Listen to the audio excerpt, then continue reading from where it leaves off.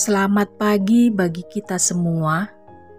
Marilah kita memberi waktu sejenak untuk mendengarkan firman Tuhan dan memohon kekuatan kepada Tuhan di dalam doa.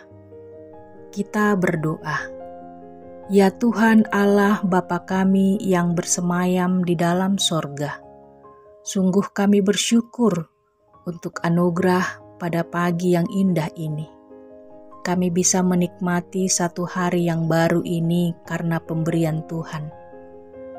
Kami memohon untuk satu hari ini, ya Allah, agar Engkau menolong kami untuk setiap pekerjaan yang hendak kami lakukan. Sebab tanpa Engkau Tuhan kami tidak sanggup melakukannya. Di dalam Kristus Yesus kami berdoa kepadamu. Amin.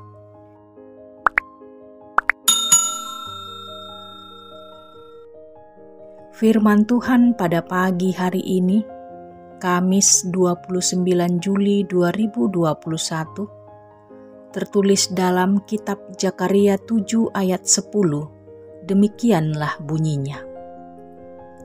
Janganlah menindas janda dan anak yatim, orang asing dan orang miskin, dan janganlah merancang kejahatan dalam hatimu terhadap masing-masing.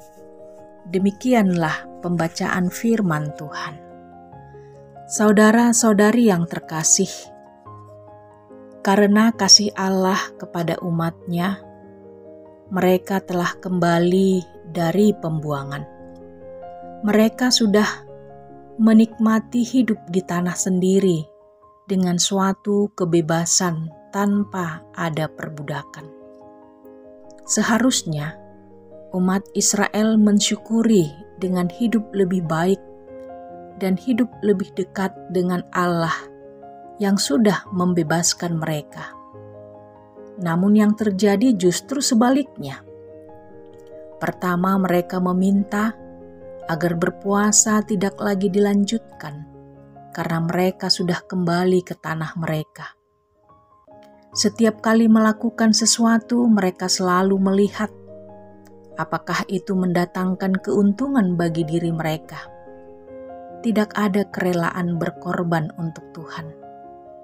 Semua dilihat demi diri mereka sendiri. Relasi dengan Tuhan yang telah memberi kebebasan dan mengembalikan mereka dari pembuangan telah rusak. Akibatnya, relasi dengan sesama pun rusak. Tidak ada lagi kasih. Yang ada justru tindakan yang kejam satu sama lain, apalagi terhadap orang-orang yang miskin dan yang lemah. Seruan bertobat tidak mereka dengarkan. Apakah mereka harus terbuang kembali?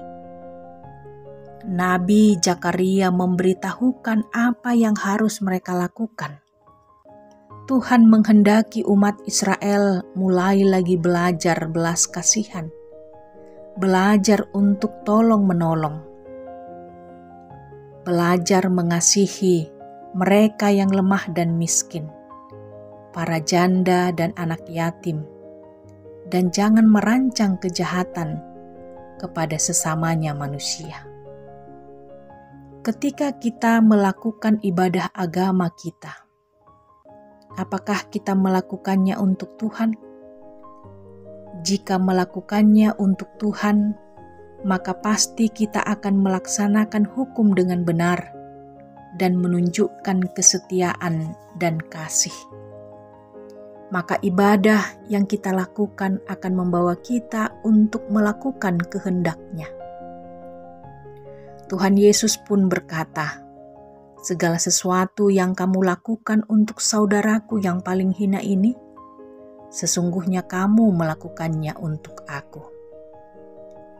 Orang-orang Israel yang hidup di zaman Zakaria telah berlaku begitu munafik.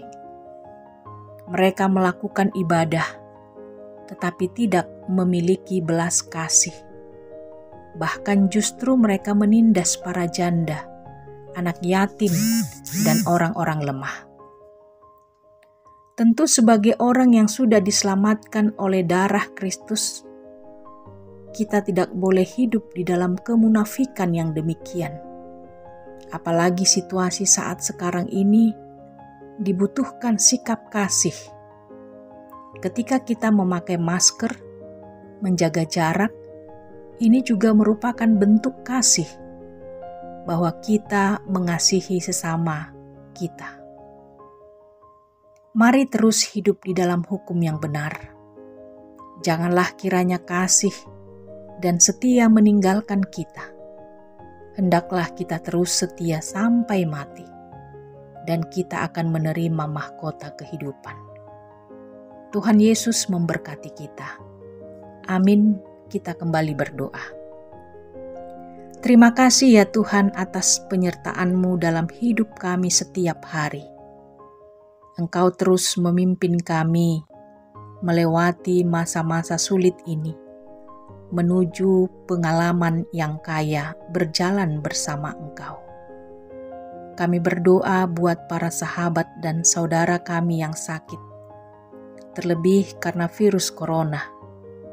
Tuhanlah yang mengasihani mereka, memberi kekuatan, semangat, dan menyembuhkan mereka.